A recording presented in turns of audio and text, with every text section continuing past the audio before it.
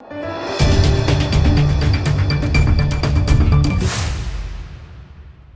દર્શક મિત્રો, આપ જોઈ રહ્યા છો લોકમૈત્રી ન્યૂઝ. હવે જોઈએ અગત્યના સમાચાર. કપડાના પીએનસી પબ્લિક ઇંગ્લિશ સ્કૂલ માંડવા દ્વારા એન્યુઅલ ફંક્શન યોજાયું. વલસાડ જિલ્લાના કપરાડા તાલુકાના માંડવા ખાતે કાળુભાઈ બી ચૌધરી એજ્યુકેશન ટ્રસ્ટ દ્વારા વાર્ષિક એન્યુઅલ ડેનો રંગારંગ કાર્યક્રમ યોજાયો હતો. આ કાર્યક્રમ દરમિયાન નાના બાળકો દ્વારા ખૂબ જ ઉત્સાહપૂર્વક ભાગ લીધો હતો. આ સ્કૂલની બાળકી ચૌધરી જીયાબેન ગુલાબ રાજ્ય કક્ષાના ખેલ મહાકુંભ 2.0 રાજ્યમાં દ્વિતીય ક્રમાંક મેળવી વલસાડ જિલ્લા સહિત શાળાનું અને તેમના પરિવારનું નામ રોશન કર્યું હતું. શાળા પરિવાર દ્વારા મેડલ પહેરાવી સન્માનિત કરવામાં આવ્યા હતા. તેમની સાથે શાળામાં બેસ્ટ પરફોર્મન્સ આપનાર બાળકોને મેડલ પહેરાવી સન્માનિત કરવામાં આવ્યા હતા. આ કાર્યક્રમ દરમિયાન ખૂબ જ મોટી સંખ્યામાં વાલીઓ તેમજ અતિથિગણ ઉપસ્થિત રહ્યા હતા. Reporter Ashwin power, Lokmaitri news, Valsad.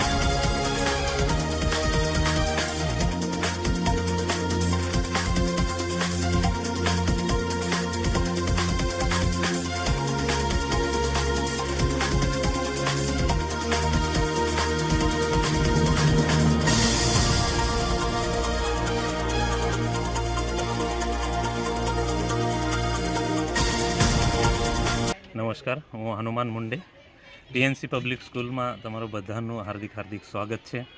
આજે પીએનસી સ્કૂલ ચાલુ થઈને કે 2014માં સ્કૂલની શરૂઆત થઈ ગયેલી અને આજ સુધી બાળકો માટે આ ટ્રાઇબલ વિસ્તારમાં પીએનસી પબ્લિક સારું કામ કરતી છે. અને બાળકો તમે જોયું હશે કે રાજ્ય લેવલ પર કે સ્પોર્ટમાં આપણા સ્કૂલમાંથી ગુજરાત રાજ્યમાં દ્વિતીય ક્રમાંક રનિંગમાં જીયા આવી છે. તે જ હિસાબે રણભૂમિ વલસાડમાં બી બાળકોએ સારું પ્રદર્શન કર્યું છે. અને દર વખતે સ્પોર્ટમાં તો છોકરાઓ આગળ જતા જ છે, પણ એજ્યુકેશન લેવલ પર બી છોકરાઓ ઘણી જગ્યા આગળ ગયા છે અને જતા છે. તેવી એક પાવન પવિત્ર એવી ધરતી કપરાડાની કે જેમાં કુંભઘાટની પાવન પવિત્રતા છે, સાથે જ ભગવાન શંકર ભોલેનાથનો આશીર્વાદ અને તેના સાથે આપણા વડદેવી માંડવા ગામમાં જે પીએનસી પબ્લિક સ્કૂલ ચાલતી છે, નર્સરીથી લઈને 8મા ધોરણ સુધીની સ્કૂલ છે. અને ધીરે ધીરે અમે આગળના ધોરણે બાકીનું ચાલુ કરતા છે. ઇંગ્લિશ મીડિયમ સ્કૂલ છે અને ઇંગ્લિશ મીડિયમ સાથે કહેવાય કે આપણી માતૃભાષા ગુજરાતી છે. ગુજરાતી સાથે સાથે આપણી રાષ્ટ્રભાષા હિન્દીનું બી નોલેજ હોવું જોઈએ અને સાથે આંતરરાષ્ટ્રીય ભાષા ઇંગ્લિશ. ભલે ઇંગ્લિશ મીડિયમ સ્કૂલ પર તેના સાથે માતૃભાષાનું બી બહુ જરૂર છે. તો એવો શિક્ષણ એક લર્નિંગ ટૂલ્સ સાથે અમે અહીંયા કપરાડા વિસ્તારમાં શિક્ષણ આપતા છે. તો બધાને વાલીઓને બી મારી વિનંતી છે કે જે બી કંઈ બાળકો અહીંયા સુધી આવી શકે તે બાળકો માટે 2025-26નું એડમિશન ચાલુ થઈ ગયેલું છે. તો આ એડમિશન ચાલુ છે તો વેલકમ છે બધાને. Thank you. લાસ્ટ કઈ તારીખ સુધી એડમિશન ઓપન રહેશે? એડમિશન અત્યારે જસ્ટ આજ 3જી તારીખ છે અને મને કહેવામાં બહુ ગર્વથી હું કહેવું કે આપણા ભારત દેશના પહેલા મહિલા શિક્ષિકા સાવિત્રીબાઈ ફૂલેજી એમની આજે જન્મ જયંતિ છે અને જન્મ જયંતિના દિવસે જ અમે આ એડમિશનની પ્રક્રિયાની શરૂઆત કરતા છે. અને લાસ્ટ છે તે માર્ચ એન્ડિંગમાં અમારું એડમિશન ક્લોઝ થઈ જશે. તો બધાને વિનંતી છે, ફોર્મ તૈયાર છે આજથી, તો જેને બી એડમિશન લેવાનું હોય તે એડમિશન લઈ શકો છો. આજનો શું મેઇન પ્રોગ્રામ છે? આજે વિશેષ છે કે આપણા એક વિસ્તારમાં બાળકોને અને આપણા વાલીઓને બી કે સ્કૂલનું એક ફાઉન્ડેશન કેવું છે, સ્કૂલની પ્રવૃત્તિ શું ચાલુ છે અને બાળકોના અંદર જે કે છુપાયેલી સુસુપ્ત શક્તિઓ છે તે શક્તિઓ બહાર કાઢવા માટે કે એક પ્લેટફોર્મ ઊભો કરતા છે. આજે એન્યુઅલ ડે છે સ્કૂલનું અને એન્યુઅલ ડેમાં સાંસ્કૃતિક પ્રોગ્રામ છે અને સાંસ્કૃતિક પ્રોગ્રામના માધ્યમથી એ જે સ્કૂલનું ઉદ્દેશ છે કે મહિલા સશક્તિકરણ કે છોકરીઓને આગળ લાવવા માટે આજે અમે સંકલ્પ લીધું છે. સાવિત્રીબાઈ ફૂલેનું જન્મદિવસ છે એટલે તે સાધ્ય કરવા માટે, કેમ કે જ્યારે સાવિત્રીબાઈ ફૂલેએ શરૂઆત કરી હતી ત્યારે બી એવી પરિસ્થિતિ હતી, પણ આપણો વિસ્તાર બી તે હિસાબે સાઉથ ગુજરાતમાં દક્ષિણ ગુજરાતમાં શિક્ષણના હિસાબે અમે પ્રયાસ કરતા છે. સાવિત્રીબાઈ ફૂલેના ચરણોમાં અમે એક સંકલ્પ અર્પિત કરતા છીએ. આપના શાળામાં સ્ટાફ કેટલો છે અને બાળકોની સંખ્યા કેટલી છે? આપણા સ્કૂલના સ્ટાફમાં બાળકોની સંખ્યા 252 બાળકો છે અને સ્કૂલના ટીચરો છે તે 9 ટીચર છે અને બાકીના ટીચિંગ સ્ટાફ એટલા છે, પણ નોન ટીચિંગ સ્ટાફ બી છે, 4 નોન ટીચિંગ સ્ટાફ બી છે. અને તેના સાથે અમારા ટ્રસ્ટી અને ખાસ કરીને ઉલ્લેખનીય છે કે અમારા સ્વર્ગીય કાળુભાઈ ચૌધરી સર એમને જે યોગદાન આપેલું છે તો તેના માટે અમે આભાર વ્યક્ત કરીએ કે એવા આપણા વિસ્તારમાં કે શાળાનું નિર્માણ માટે સારું યોગદાન કરતા છે. અને ઘણા એવા વાલીઓ છે કે આજે વાલીઓએ બી સારું યોગદાન કરીને આ શાળાને આગળ લેવા માટે પ્રયત્ન કરતા છે. ખાસ કરીને શાળા માટે કંઈક ગવર્મેન્ટ તરફથી કંઈક સહાય વગેરે કંઈક? તમે જે પ્રશ્ન પૂછેલું તે બહુ સરસ, ધન્યવાદ તમારા ચેનલને બી અને તમને બી ખૂબ ધન્યવાદ કે આજનું જે પ્રશ્ન છે કે આ વિસ્તારમાં ગવર્મેન્ટ સહાય કરે. કે આપણી જે સ્કૂલ છે તે પ્રાઇવેટ ઇંગ્લિશ મીડિયમ સ્કૂલ છે, સેલ્ફ ફાઇનાન્સ સ્કૂલ છે, એટલે હજુ કંઈ ગ્રાન્ટ નહીં મળેલું છે, એટલા માટે સેલ્ફ ફાઇનાન્સ છે, કોઈ રાહત નહીં મળતી છે. રૂલ્સ એન્ડ રેગ્યુલેશન બધા જ ગવર્મેન્ટના લાગુ થાય, પણ ત્યાંથી કંઈ ઇકોનોમિકલી રાહત નહીં મળે. આપણા સ્કૂલમાં ફેસિલિટી ગવર્મેન્ટે એ આપેલી છે કે RTE 2009માં જે બાળકો જે એકદમ નબળા છે, તે મતલબ જે ફેમિલી નબળી છે તેમાંથી જે બાળકો છે ST SC OBC વાળા બાળકો, તે લોકો માટે કે પહેલા ધોરણથી 8મા ધોરણ સુધી જે RTE 2009નું જે રૂલ્સ છે તે હિસાબે ફ્રી ઓફ કોસ્ટ એજ્યુકેશન અહીંયા મળતું છે. અને આપણે ત્યાં નહીં તો મિનિમમ 25 બાળકો અહીંયા ફ્રી ઓફ કોસ્ટ એજ્યુકેશન લેતા છે અને સરકાર તેની ફીસ ભરતી છે.